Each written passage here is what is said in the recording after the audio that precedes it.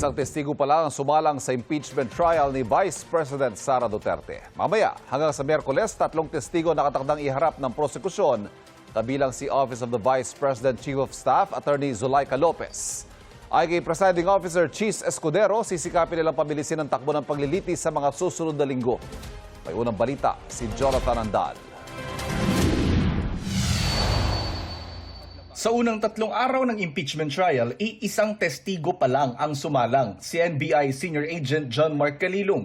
Ngayong linggo naman, inaasahang sasalang sina NBI Regional Director Jeremy Lotoc, Office of the Vice President Chief of Staff Attorney Zulaika Lopez at Belinda Bello ng Legislative Security Bureau ng House of Representatives. Ang suwestyon ni Senator Ping Lacson, ipag-standby na sa Senado ang mga nakalinyang testigo kada linggo para maisalang na kung maagang matapos ang isa.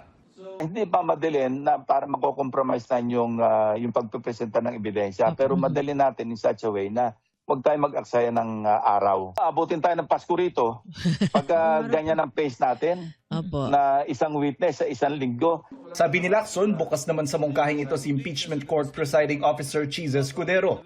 Sa kanyang podcast, si Escudero na mismo nagsabi na bibilis na ng bahagya ang impeachment trial. Tinataya ko na sana matapos ito bago mag-Nobyembre o Disyembre. Pero hindi ko kaya magsalita ng patapos. Depende yan sa ebidensyang naisipresenta ng magkabilang panig. Sa inaasahang pagharap ni Lopez sa impeachment court ngayong linggo, pupunta rin kaya si Duterte? Wala kami sa totoo lang na idea kung pupunta siya. Ang balita lang namin ay nag-inquire sila kung pwede sila magdala ng catering, ref, coffee maker, and Noong Huwebes, nagpunta sa Senado si Lopez para sa mga hiling nilang sariling catering, refrigerator at iba pa.